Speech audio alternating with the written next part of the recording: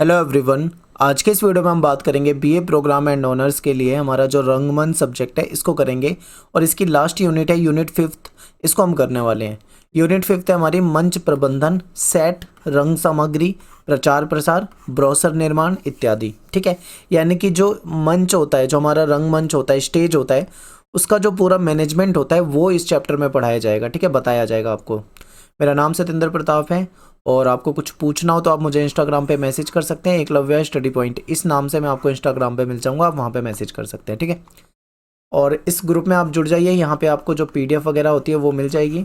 बाकी आप हमारी वेबसाइट eklavya-snatak.com पे जाएंगे तो वहाँ पे भी आपको सारे नोट्स मिल जाएंगे। एक बार सिलेबस देख लीजिए, ये आपका सिलेबस है। तो आज हम करने वाले हैं लास्ट यूनिट, यानी कि जो 5वीं यूनिट है मंच प्रबंधन, इसको डिटेल में जानेंगे। ठीक है, तो चलिए स्टार्ट करते हैं वीडियो को। सबसे पहले बात कर लेते हैं इंट्रोडक्शन की, यानी कि परिचय की। तो देखिए, रंगमंच जो है एक सामूहिक कला है। आप सभी जानते हैं कि जो रंगमंच में जो नाटक किया जाता है, जो नाटक प्रस्तुत किया जाता है, वो एक सामूहिक कला है। ठीक है, आप ये मत सोचिए कि केवल अभिनेता या अभिनेत्री जो नाटक में होते हैं वही हैं। उनके अलावा बहुत सारे लोग हैं जो नाटक को मिलकर सफल बनाते हैं। पूरी एक टीम वर्क होता है। ठीक है, नाटक का मतलब आप टीम वर्क समझिए। टीम में क्या होता है, बहुत सारे लोग होते हैं। उसमें आपका निर्देशक होंगे, उसमें आपके डायरेक्टर, निर्देशक, डायरेक्टर वगैरह जो होते हैं। ठीक है, आपके अन्य कलाकार हो जाएंगे, मेन कलाकार हो जाएंगे, आपके कारपेंटर वगैरह भी हो जाते हैं जो कि स्टेज को लगाने में काम करते हैं, इलेक्ट्रीशियन हो जाते हैं। सभी मतलब जो लाइटिंग वाइटिंग है, मंच को सजाने का जो काम होता है, सजावट करने वाले हो जाएंगे। सभी मिलकर काम करते हैं, तब जाके एक नाटक बनता है। तो नाटक जो है वो क्या होता है, एक सामूहिक कला के रूप में आप इसे जान सकते हैं। इसमें प्रस्तुति प्रक्रिया अनेक चरणों में कार्य करती है। जो इसमें प्रस्तुति हम करते हैं, जो नाटक को प्रस्तुत करते हैं, वो कई सारे स्टेप में जाके होता है। आपको यूनिट फर्स्ट और सेकंड में ही मैंने बता दिया था कि कितनी सारी स्टेप होती है। किसी भी नाटक को फाइनल करने से पहले उसकी कई बार तो रिहर्सल की जाती है। ठीक है, कई स्टेप में, तो कई बहुत सारी प्रोसेस होती है। निर्देशक हो गए, अभिनेता या अभिनेत्री हो गए, पार्श्वकर्मी हो गए जो हमें नहीं दिखते लेकिन काम कर रहे होते हैं। इन सब की महत्वपूर्ण भूमिका होती है। ठीक है, निर्देशक जो होता है वो इन सारी प्रक्रियाओं का सूत्रधार होता है, यानी कि निर्देशक होता है मेन, जो किसी नाटक को बनाने में, उसको मैनेज करने का काम करता है। ठीक है, उसके अलावा अन्य सारे काम जो होते हैं वो अलग अलग बटे होते हैं कि भाई अभिनेता का कुछ काम है, दूसरे कर्मचारी का कुछ काम है। इस तरीके से मेन जो लीड करने वाला होता है वो होता है निर्देशक। वह नाटक कृति का चुनाव करता है, यानी कि नाटक में कौन सी कृति रखनी है उसका चुनाव करेगा, कौन सी स्क्रिप्ट पे नाटक करना है ये चुनाव वही करेगा, और उसका अर्थ निर्धारण करेगा। फिर उसके बाद नाटक का पाठ और उसकी मानसिक तैयारी जो होता है उसको करना है। तो ये सारा का सारा काम किसका होता है, निर्देशक के द्वारा होता है। इसके बाद क्या होता है, पात्रों का चयन किया जाता है। जो उसके कैरेक्टर होते हैं, नाटक के लिए जो भी कैरेक्टर चाहिए उसको चयन किया जाएगा। उनकी भूमिका को तय करके रिहर्सल की प्रस्तुति की जाएगी। ठीक है, ताकि उसको सफल बनाया जा सके। लेकिन जो प्रस्तुति प्रक्रिया है वो केवल इतनी भर नहीं है, इसमें भी बहुत सारी चीज़ें। इसमें देखो, इसके साथ साथ आपको रंग सामग्री, रंग सामग्री का मतलब है रंगमंच में अभिनय के लिए जो भी सामग्री चाहिए होती है। ठीक है, वो सारी की सारी रंग सामग्री हो जाएगी। यहाँ तक कि जो हमारा स्टेज होता है, जिन सामग्रियों से मिलके बनता है, उसमें जो लाइटिंग वगैरह होती है वो सारी की सारी रंग सामग्री हो जाती है।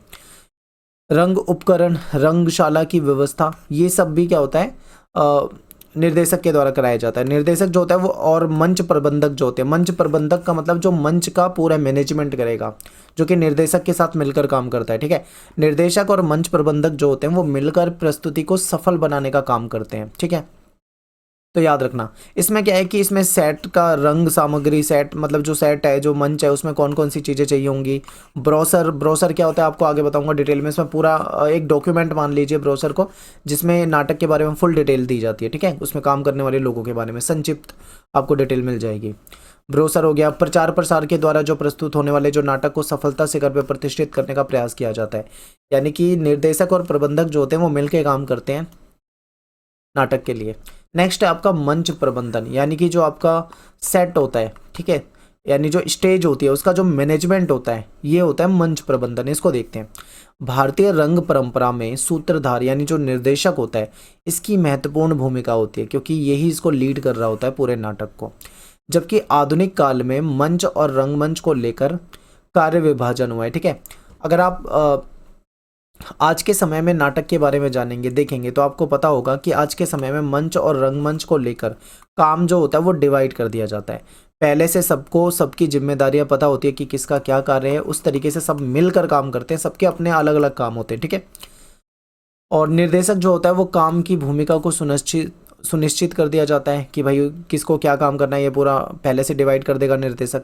भारतीय नाट्य परंपरा में सूत्रधार यानी कि जो निर्देशक होता है उसके साथ प्रबंधक की जिम्मेदारी भी निभाता है, ठीक है, मैनेजमेंट की भी जिम्मेदारी निभाएगा। एक नाटक की तैयारी जो होता है वो योजनाबद्ध तरीके से होनी चाहिए, पूरी उसकी प्लानिंग होनी चाहिए। अगर बिना प्लानिंग के कोई नाटक किया गया तो वो 100% फेल हो जाएगा, सक्सेस नहीं मिल हो पाएगी, ठीक है, उसे मिल नहीं पाएगी। इसीलिए पूरी योजनाबद्ध तरीके से नाटक को किया जाता है। प्रबंधन का प्रभाव नाटक की सफलता और असफलता दोनों पे पड़ता है, ठीक है। अगर मैनेजमेंट सही नहीं है तो नाटक की जो सफलता असफलता है दोनों जगह आपको उसका प्रभाव देखने को मिलेगा। इसलिए नाट्य प्रस्तुति की तैयारी में प्रबंधन जो होता है वो बहुत ज़रूरी होता है, ठीक है। अगर अच्छा प्रबंधन का मतलब है अच्छा मैनेजमेंट, अच्छे से सारी चीज़ें मैनेज की जानी, ठीक है। तो अगर मैनेजमेंट अच्छा होगा तो नाटक जो है वो सहज और सुलभ बन पाएगा और जनता तक अपने संदेश को पहुंचाने में कामयाब हो पाएगा। प्रबंधन के कार्य क्षेत्र समझते हैं कि क्या क्या होता है। देखिए प्रबंधन जो होता है, मैनेजमेंट जो होता है, इसके कार्य क्षेत्र में क्या क्या चीज़ें आएंगी। देखिए सबसे पहले नाटक का पूर्व अभ्यास, यानी नाटक को करने से पहले उसकी रिहर्सल की जाती है, उसका पूर्व अभ्यास किया जाता है, उसकी प्रैक्टिस की जाती है, ठीक है। इसके बाद क्या होता है, देखिए नाटक का कोई भी नाटक करना है तो उसका एक बजट भी सेट किया जाता है कि भाई हमारे पास इतना बजट है और इतने बजट के अंदर हमको नाटक को करना है। उस बजट में बहुत सारे सामान वगैरह जो उपकरण होते हैं, चाहे किराए पे लाए जाएं या खरीदे जाएं, या जो नाटक में काम करने वाले लोग होते हैं उनको पैसे दिए जाएं, ठीक है। वो पूरा बजट एक नाटक का निर्धारित होता है। फिर सेट सेट जो होता है नाटक का, आपका स्टेज वगैरह, उसमें भी काफ़ी खर्चा आता है, ठीक है, ये इसका भी मैनेजमेंट करना होगा। फिर कारपेंटर, क्योंकि कई सारे उसमें फर्नीचर का, लकड़ी का काम होता है जहाँ पे कारपेंटर की ज़रूरत होती है, उससे संबंधित। फिर रंग सज्जा और जो वहाँ पर सजावट होगी पूरी, ठीक है। इसके बाद संगीत, वस्त्र सज्जा यानी कि जो कपड़े वगैरह, जो कॉस्ट्यूम होते हैं, ये सारी चीज़ें लाना, तो ये पूरा का पूरा मैनेजमेंट के अंदर आ जाता है, ठीक है। कोई भी नाटक अगर सफलतापूर्वक करवाना है तो रिहर्सल भी जरूरी है, बजट भी जरूरी है, सेट भी जरूरी है, जो कर्मचारी हैं वो भी जरूरी है, रंग सज्जा, संगीत, वस्त्र सज्जा, इन सभी की व्यवस्था हमको करनी होगी, ठीक है। मंच प्रबंधन से जुड़े व्यक्ति मंच प्रबंधक कहलाते हैं, ठीक है। जो भी मतलब मंच को मैनेज करते हैं वो क्या कहलाते हैं, मंच प्रबंधक को उनको कहा जाता है।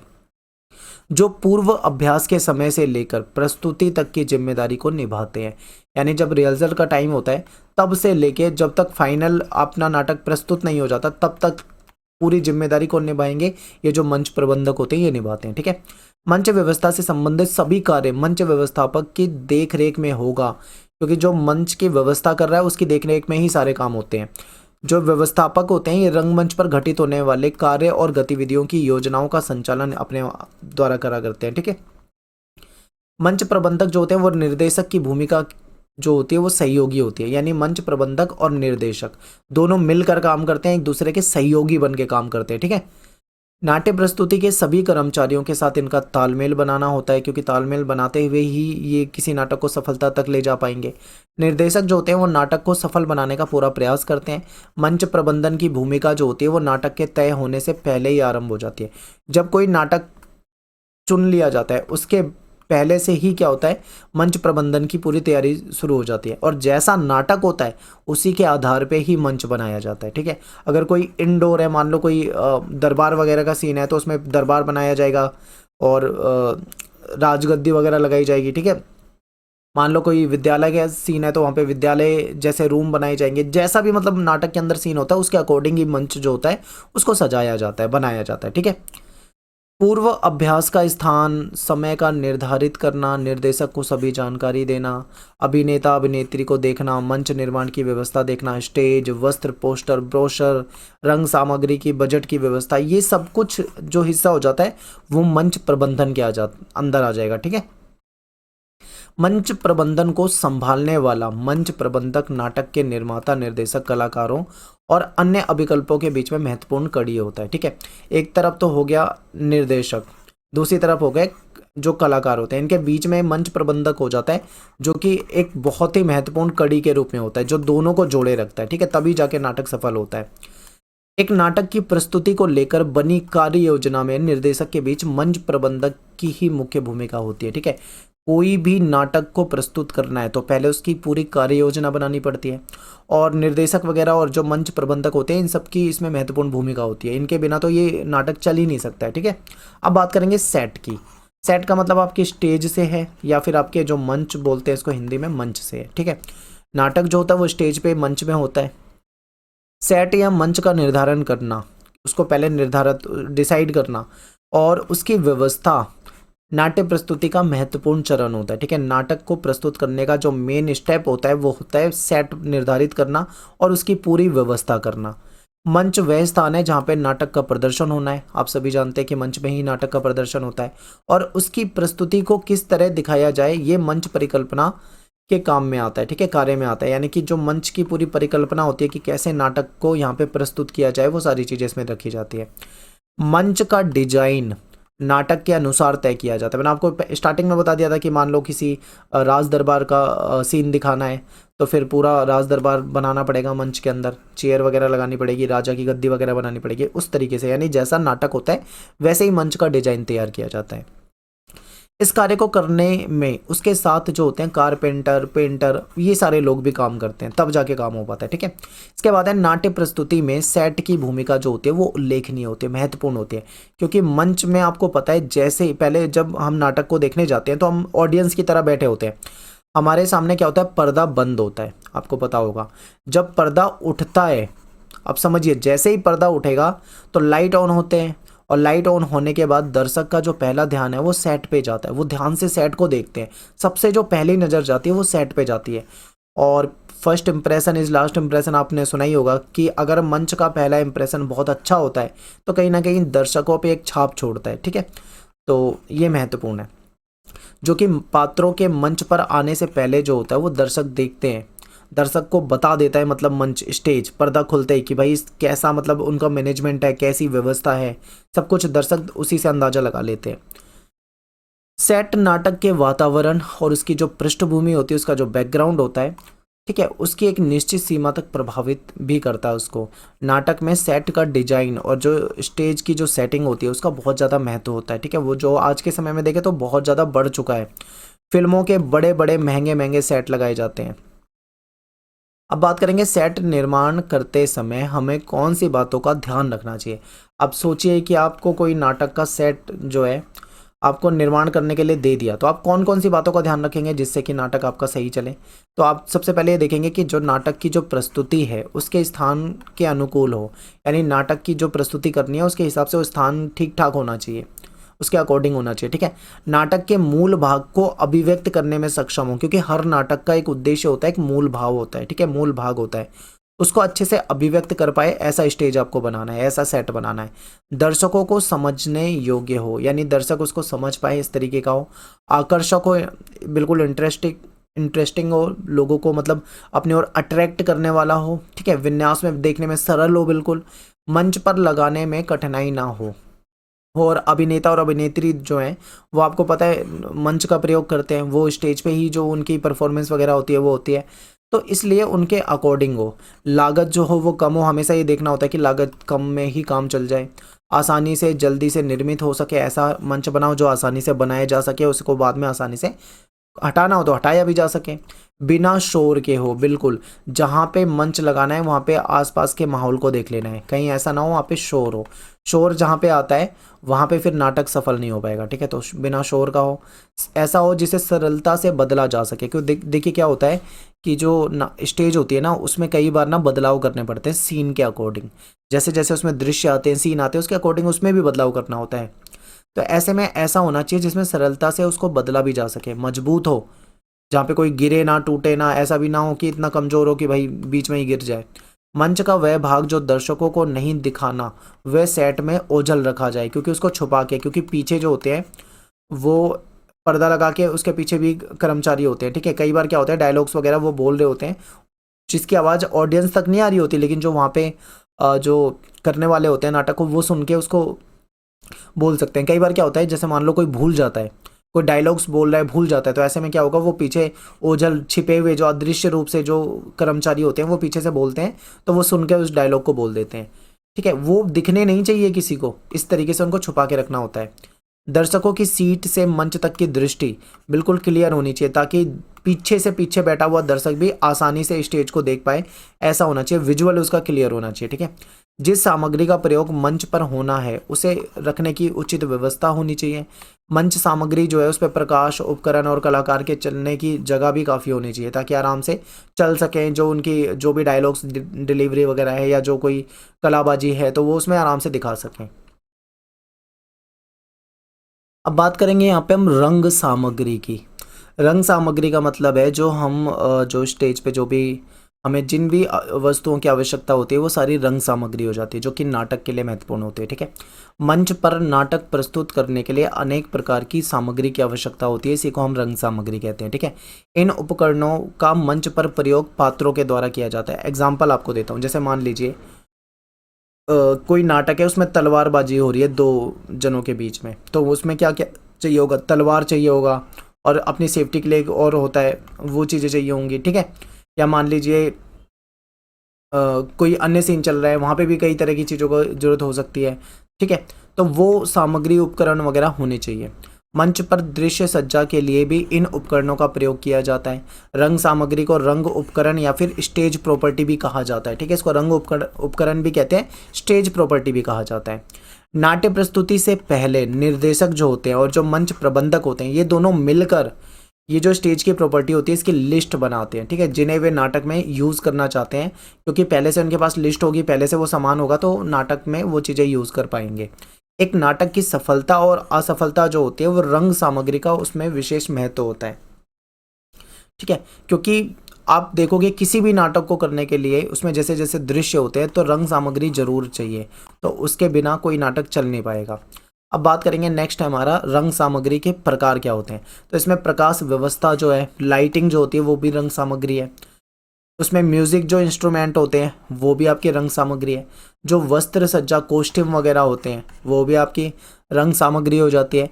रूप सज्जा यानी जो मेकअप वगैरह के लिए जो भी चीज़ें चाहिए होती हैं वो भी आपकी रंग सामग्री हो जाती है। ठीक है, अब बात करेंगे प्रकाश व्यवस्था की। तो प्रकाश व्यवस्था आपको पता है कि पहले के समय में बेशक से इसका इतना ज़्यादा महत्व ना रहता हो प्रकाश का, लेकिन आज के समय में अगर कोई नाटक है तो उसमें इसका बहुत ज़्यादा महत्व होता है। ठीक है, प्रकाश व्यवस्था के दृश्य के अनुसार प्रस्तुत करने की योजना प्रकाश अभिकल्पन के द्वारा की जाती है। यानी कि पहले से अभिकल्पना की कर ली जाती है कि किस तरीके से हमें वहाँ पे लाइट का मैनेजमेंट करना है स्टेज पे। मंच पर अनेक उपकरणों के द्वारा प्रकाश किया जाता है।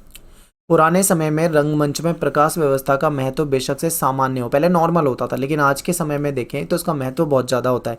आज के समय में बहुत सारी रंग बिरंगी लाइटें आ गई हैं जो हर तरह का प्रकाश दे सकता है। नाटक की गति के साथ साथ लाइट की गति भी चलती है। ठीक है, नाटक जो चल रहा होता है उसमें लाइटें बदलती रहती हैं जो according to situation, according to scene, यानी दृश्य के अनुसार जो नाटक में लाइटिंग होती है, जो बिजली प्रकाश होता है उसको बदला जाता है। ठीक है, यह रंग सामग्री है जो अभिनेता और अभिनेत्री से सीधे रूप से जुड़ती है। उनका हंसना, उनका रोना, लड़ाई, गुस्सा, प्रेम, ये जो भाव होते हैं उसमें अलग अलग तरह की रोशनी अभिव्यक्त की जाती है। अब देखिए यहाँ पे एक चीज़ समझिए, मान लीजिए जो भी सीन चल रहा है उसमें कोई हंसी का सीन होगा तो अलग तरह की लाइट चलेगी। ठीक है, अलग तरह का म्यूज़िक, उसमें बैकग्राउंड म्यूज़िक भी होता है, याद रखना बैकग्राउंड का म्यूज़िक भी होता है जो सिचुएशन के अकॉर्डिंग बजाया जाता है। ठीक है, जैसे मान लो कोई दुख वाला सीन है, रोने वाला सीन है तो अलग तरह का म्यूज़िक दुख वाला बजेगा, हंसने वाला सीन है तो अलग म्यूज़िक बजाया जाएगा, लड़ाई, गुस्से, प्रेम में अलग तरीके के जैसे जैसे सीन होते हैं उसके अकॉर्डिंग लाइटिंग और वो जो बैकग्राउंड म्यूज़िक होता है उसको बजाया जाता है। ठीक है, अब बात करेंगे प्रकाश उपकरण को 4 कैटेगरी में हम बांट सकते हैं। पहला है फ्लड लाइट, इसको पूरक प्रकाश भी कहा जाता है। ये बिल्कुल सिंपल लाइट होती है। इसमें क्या होता है कि एक धातु का बॉक्स होता है, उसके अंदर धातु होती है और बीच में लाइट कुछ इस तरीके से होती है, वो चलती है ना तो इधर उधर से चारों तरफ से रिफ्लेक्ट करती है, यानी प्रकाश को वापस से भेजती है। तो इसका उपयोग जो होता है वो मंच के ऊपर की तरफ जो पृष्ठभूमि होती है उसको दिखाने के लिए किया जाता है। ठीक है, सेकंड है आपका स्ट्रिप लाइट, जो शीर्ष प्रकाश इसको कहा जाता है। ये छोटी सी लाइटों की पंक्ति होती है। इसमें क्या होता है, लाइट जो होती है पंक्ति में होती है, बिल्कुल लाइन में होती है, कतार में। इसमें प्रत्येक बॉक्स में एक रिफ्लेक्टर लगा होता है और एक कैप होल्डर लगा होता है। अभिनय क्षेत्रों का मिश्रण करने के लिए फुट लाइट और इसका प्रयोग भी किया जाता है। ठीक है, ताकि वो स्टेज में नीचे भी लाइटिंग रखी जाती है वो दिख सके। फिर आपका हो जाएगा स्पॉट लाइट, या फिर आपका विशेष प्रकार का जो प्रकाश वाली लाइट होती है। स्पॉट लाइट, इसको बिंदु प्रकाश भी कहा जाता है। ये लाइट जो होती है वो किसी निश्चित बिंदु को आकार और विस्तार देती है, पर्टिकुलर किसी एक हिस्से पे ही वो प्रकाश करेगी। ठीक है, इसकी जो किरणें होती है वो धीरे से शुरू होकर और मैक्सिमम तक पहुंचती है, मतलब धीरे से वो किरणें शुरू होगी, उसको जैसा चाहे उसको तेज भी किया जा सकता है। सेट के डिजाइन और आकार के अनुसार जो होता है रंग सामग्री का प्रयोग किया जाता है। दूसरी जो लाइट है आपकी वो है विशेष प्रकाश प्रभावी वाली लाइट। इसमें क्या होता है देखिए, इसमें जैसे रात के अंधेरे में जादुई वातावरण बनाना हो तो ये लाइटों का यूज़ होता है। इसके माध्यम से बादल, आकाश, बारिश, जंगल, प्राकृतिक दृश्य ये सब प्रदर्शित किए जाते हैं। और ये एक तरह से प्रोजेक्टर की तरह होती है, जैसा प्रोजेक्ट कर देते हैं इसके जरिए। नेक्स्ट आपका रूप सज्जा। अब देखिए जो मेकअप होता है ना वो बहुत ही इंपॉर्टेंट होता है, ठीक है। नाटक में जैसा हमारा किरदार होता है, जैसा कैरेक्टर, जैसा पात्र होता है, उसके अकॉर्डिंग ही रूप सज्जा की जाती है। रूप सज्जा जो होता है वो रंग प्रस्तुति का सबसे महत्वपूर्ण अंग होता है।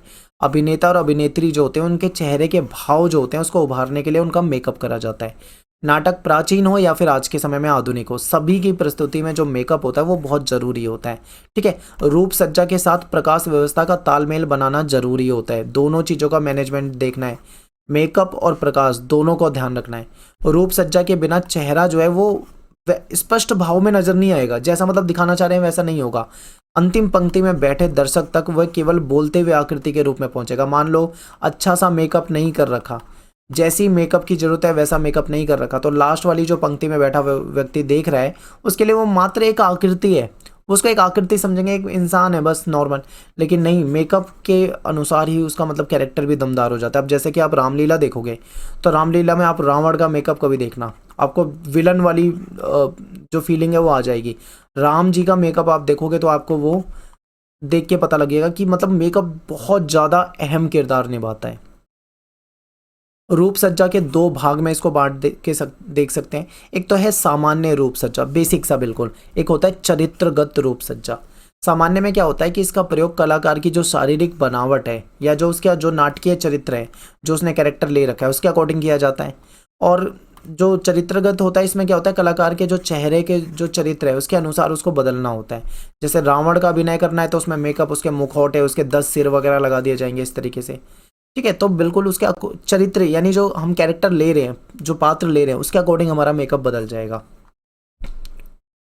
वस्त्र सज्जा। आचार्य भरत मुनि ने भी नाट्य शास्त्र में वेशभूषा जो होती है, हमारा जो कॉस्ट्यूम होता है, उसको बहुत ज़्यादा महत्व दिया है। क्योंकि नाटक को सफल बनाने में जो हमारा वस्त्र विन्यास होता है, जो हमारा रूप सज्जा होता है, ये दोनों ही महत्वपूर्ण है। यानी मेकअप भी अच्छा होना चाहिए, हमारा कॉस्ट्यूम भी अच्छा होना चाहिए। नाटक में वस्त्र सज्जा हमेशा से मतलब जो हमारे पात्र हैं उसका चरित्र, देश काल, वातावरण, उसके अनुरूप ही हमें होता है। नाटक के कथानक और वातावरण के अनुसार पात्रों की जो वेशभूषा होती है उसको जीवंतता प्रदान करती है। देखिए जैसे कि आप देखोगे कि इसमें जो वस्त्र यूज़ किए जाते हैं ना वो भड़कीले कलर के होते हैं, हैवी होते हैं, जैसा कैरेक्टर होता है उसके अकॉर्डिंग होते हैं। वेशभूषा जो है वो दर्शक को उस युग में पहुंचा सकती है जिस युग का वो नाटक हो, ठीक है। तो ये वस्त्र सज्जा जो है ये बहुत महत्वपूर्ण है। इसके बाद होता है म्यूजिक, जो कि बहुत ही इंपॉर्टेंट है। क्योंकि देखिए नाटक जो होता है उसमें म्यूजिक होता है और बैकग्राउंड में म्यूजिक भी बजाया जाता है।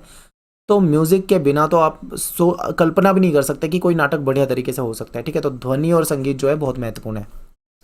तो नाटक के प्रभाव को तीव्र करने के लिए जो ध्वनि का प्रयोग किया जाता है, पात्रों की जो वाणी है, जो उनकी आवाज़ है, उनकी जो डायलॉग्स डिलीवरी होती है, उससे ध्वनि उत्पन्न नहीं होती, बल्कि जो मंच पे जो संगीत होता है, जो मतलब सिचुएशन के अकॉर्डिंग ध्वनि बजाई जाती है। मैं आपको एक एग्जांपल देता हूँ। आप ना रामायण, पुरानी वाली जो रामायण है उसका कभी कोई सीन देखना आप, युद्ध वाला, ठीक है।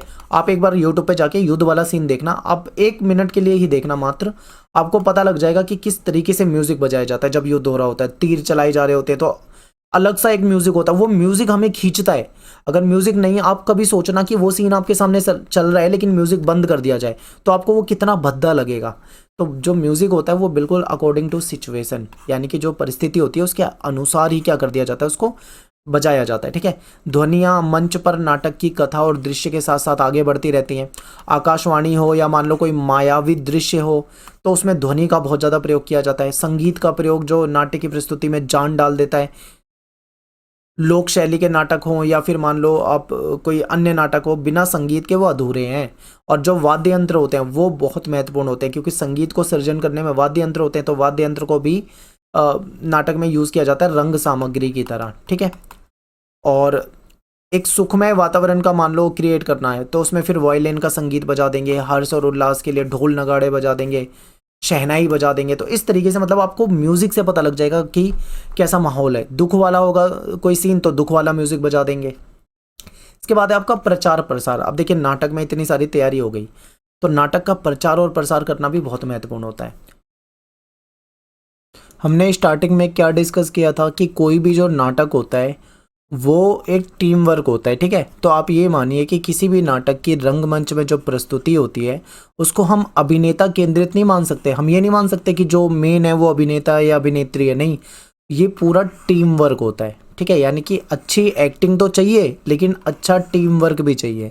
तो कोई भी नाटक जो प्रस्तुत किया जा रहा है वो उसकी सफलता का जो आधार होगा वो होगा बेहतर अभिनय, यानी कि अच्छी एक्टिंग हो, प्लस में उसके साथ क्या चाहिए, एक अच्छा सामूहिक कार्य, यानी कि जिसमें पूरी टीम मिलकर अच्छे से काम करे। नाटक की प्रस्तुति, ठीक है, नाटक में अभिनय के साथ और अधिक विकसित होकर निखरती है। यानी कि जो नाटक की जो प्रेजेंटेशन है, जितना बेहतर तरीके से उसको प्रेजेंट किया जा रहा है उतने ही अच्छे तरीके से उसमें जो एक्टिंग है वो निखर कर सामने आएगी। समूह का प्रत्येक व्यक्ति अपनी भूमिका का निर्वहन करता है, ठीक है। हर एक व्यक्ति जो पूरा जो टीम वर्क होता है, टीम का हर एक व्यक्ति उसकी जो भूमिका होती है उसको निर्वाहित करता है। प्रचार व्यवस्था को विस्तृत रूप से जानने से पहले प्रत्येक व्यक्ति या समूह के सदस्यों के बारे में जानना जो है वो बहुत ज़रूरी होता है। निर्माता नाटक का प्रचार प्रसार जो है वो कैसे करवाता है, अखबार में ऐड दे के या फिर जो मैगजीन वगैरह होते हैं, पत्र होते हैं, उसके जरिए देता है। प्रचार प्रसार के लिए वो करतब करवाता है, ठीक है। कुछ जगह पे करतब वगैरह करवा रहे हैं, लोग वहाँ देख रहे हैं और वहाँ से मतलब एक संदेश पहुँचा रहे हैं। या फिर आज के समय में देखें तो आज के समय में आपको पता है सोशल नेटवर्किंग साइट बहुत ज़बरदस्त, तो इसके द्वारा भी प्रचार किया जाने लगा है। अब बात करेंगे संगठन के प्रमुख कर्मचारी और सदस्य। जैसे कि नाटक की जो पूरी मंडली होती है उसमें जो मेन जो कर्मचारी होते हैं उसके बारे में जानते हैं। तो सबसे मेन होता है जो उसका सूत्रधार जिसको कहा जाता है वो होता है उसका निर्देशक, ठीक है। निर्देशक का जो मेन काम होता है वो होता है नाटक को चुनना, उसके पात्रों का चयन करना, अभिनय के लिए उनको तैयार करवाना, ठीक है। यानी कि नाटक की प्रस्तुति प्रक्रिया तक ले जाने का पूरी जो जिम्मेदारी होती है वो निर्देशक की होती है। और निर्देशक जो अपना काम करता है उसकी उसमें हेल्प कौन करता है, मंच प्रबंधक। एक मंच प्रबंधक होता है, उसकी नियुक्ति करता है और मंच प्रबंधक जो है वो निर्देशक की हेल्प करता है और दोनों मिलकर क्या करते हैं, नाटक को कामयाब बनाने के लिए काम करते हैं। इसके बाद हो जाएगा विन्यासकर्ता, ठीक है। विन्यासकर्ता की नियुक्ति जो होती है, जो उसको जो भर्ती किया जाता है वो मुख्य रूप से नाटक प्रस्तुति में प्रयुक्त दृश्य तत्वों का मंच पर जीवंत रूप देने के लिए, यानी नाटक में जो भी दृश्य आने वाले हैं उसको मंच पे बिल्कुल एज इट इज दिखाया जा सके, उसके लिए किसको रखा जाता है, विन्यासकर्ता के को रखा जाता है। इस ये क्या करता है, ये प्रकाश व्यवस्था, मंच की पूरी परिकल्पना, उसमें कौन सा म्यूजिक रखना है, कैसा उसमें कॉस्ट्यूम रखना है, ये सारी चीज़ें निर्धारित करेंगे, ठीक है।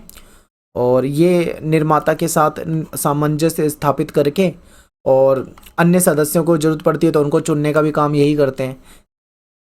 जैसे मान लो कोई सहायक चाहिए या फिर कोई बढ़ई चाहिए, इलेक्ट्रीशियन चाहिए, तो उन सबको भी भर्ती करने का काम जो है वो विन्यासकर्ता फिर करेगा।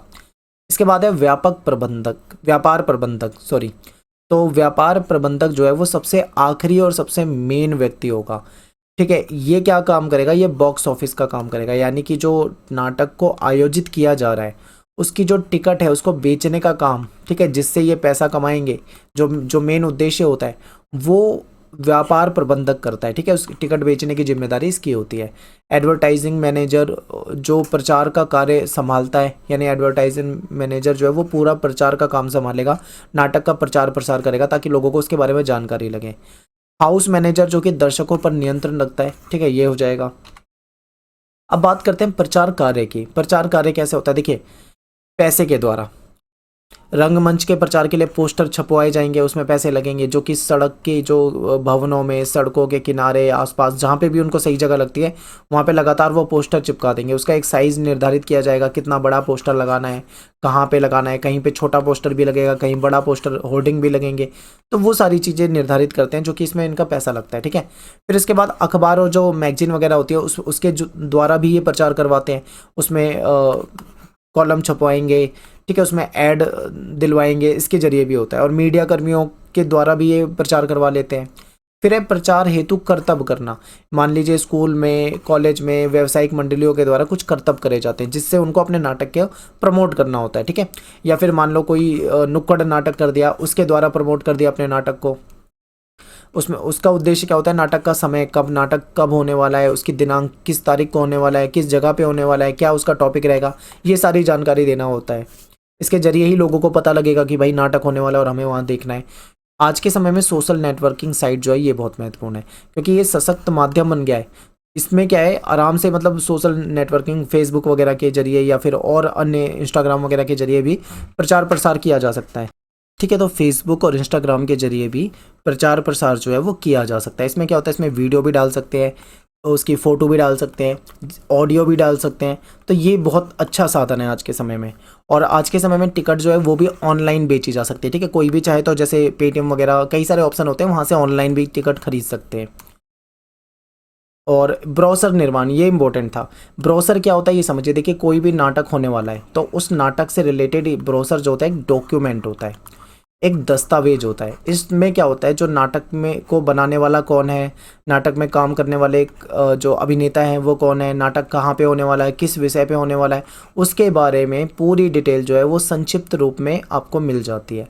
तो ये एक तरह से ये एक डॉक्यूमेंट है जिसके जरिए अपने नाटक की पूरी जानकारी दर्शकों तक पहुंचाई जा सकती है। तो नाटक को प्रस्तुत करने से पहले जब रिहर्सल शुरू हो जाती है तब उसके प्रचार प्रसार और ब्रोशर निर्माण पर ध्यान केंद्रित किया जाता है। ब्रोशर में क्या होता है, जो नाटक प्रस्तुत होने वाला है उससे जुड़े लोगों के बारे में संक्षिप्त जानकारी दे दी जाती है, ताकि दर्शक जो है उनको ये जानकारी मिल जाए, ताकि उनको नाटक का बैकग्राउंड पता लग जाए, नाटक में काम करने वाले लोगों का बैकग्राउंड पता लग जाए। ठीक है, नाटककार कौन है, निर्देशक कौन है, अभिनेता कौन है और रंगकर्मी कौन है, कितना उनको अनुभव है, कौन कौन से उन्होंने नाटक पहले कर रखे, ये सारी जानकारी उनको ब्रोशर के द्वारा मिल जाती है। ब्रोशर बनाने से पहले किन बातों का ध्यान रखना चाहिए, तो देखिए सबसे पहले उसमें नाटक का नाम लिखा जाना चाहिए, जो डेट होगी उसकी कौन सी डेट को करना है वो, प्रेक्षागृह का नाम लिखा जाना चाहिए, समय कितने घंटे कितने मिनट का नाटक होगा ये लिख दिया, नाटक की भाषा शैली क्या होगी वो लिख दिया, नाटककार का नाम कौन है उसका परिचय पूरा लिख दिया जाएगा, निर्देशक कौन है उसका पूरा परिचय लिख दिया जाएगा, नृत्य निर्देशक कौन है ये लिख दिया जाएगा, प्रकाशक परिकल्पक जो है वो उसका म्यूज़िक कौन दे रहा है म्यूज़िक वाले का नाम लिख दिया जाएगा, मंच कौन संभालेगा और जो कॉस्ट्यूम कौन दे रहा है। ठीक है, पात्रों के नाम जो है, जो पार्श्वकर्मी है उनका नाम, नाटक को प्रस्तुत करने वाली संस्था या कौन सी मंडली उसको कर रही है, और इसके अलावा इसमें कुछ तस्वीरें भी डाल दी जाती है जो और ज़्यादा उसको अट्रैक्टिव बनाती है।